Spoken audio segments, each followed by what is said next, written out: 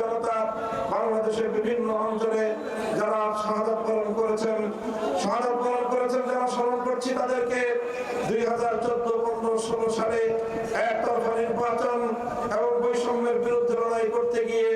খুন, গুম ও হত্যাকাণ্ডের শিকার হয়েছে বিরোধী মতপথের যে সকল নেতা কর্মীরা। 2021 সালে বাংলাদেশের স্বাধীনতার সুবর্ণ জয়ন্তী উপলক্ষে এদেশের মাটিতে গুজরাটের কসাই নরেন্দ্র মোদীকে আনতে গিয়ে প্রতিবাদী মানুষের শান্তিপ্রিয় প্রতিবাদকে দমন করতে স্বৈরাচারী শেখ হাসিনার পেটোয়া বাহিনী, খুনি বাহিনীর গুলিতে নিহত হেফাজতে ইসলাম বাংলাদেশের 25-30 জন নেতা কর্মী শহীদদেরকে অতঃপর স্মরণ করছি। 2024 সালের জুলাই এবং আগস্ট মাসে পাখির মতো গুলি করা হত্যাকাণ্ডের শিকার বাংলাদেশের দামাল সন্তানদেরকে ছাত্র জনতার গণ অভ্যুত্থানে 3 বছরের শিশু থেকে আবার বৃদ্ধ বনিতা যারা শাহাদাত বরণ করেছেন, সহস্রাধিক সেই সকল শহীদ যাদের রক্তের বিনিময়ে বাংলাদেশ দ্বিতীয়বারের মতো স্বাধীনতা অর্জন করেছে, সেই সকল শহীদদের শাহাদাতকে কবুল করার জন্য দোয়া করছি এবং তাদের আত্মত্যাগে অর্জিত এই বাংলাদেশ যেন শান্তিপ্রিয় বৈষম্যহীন এক বাংলাদেশ হয়ে ওঠে সেই প্রত্যাশা ব্যক্ত করছি। সংগ্রামী সাথী ও বন্ধুগণ, একটা কথা আমাদেরকে মনে রাখতে হবে, স্বাধীনতা ও বিজয় অর্জন করা যতটা কঠিন,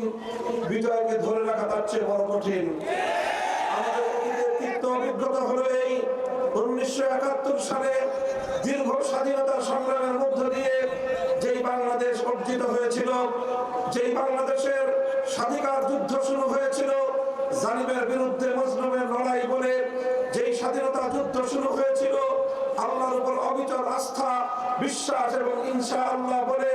যেই স্বাধীনতার যুদ্ধ শুরু হয়েছিল, কোরআন সুন্নাহ বিরোধী কোনো আইন তৈরি করা হবে না, এই অঙ্গীকার এবং প্রত্যয় ব্যক্ত করার মধ্য দিয়ে 16 ডিসেম্বর 71 সালে স্বাধীনতার বিজয় অর্জন হওয়ার কয়েক মাসের মধ্যে এদেশের মানুষের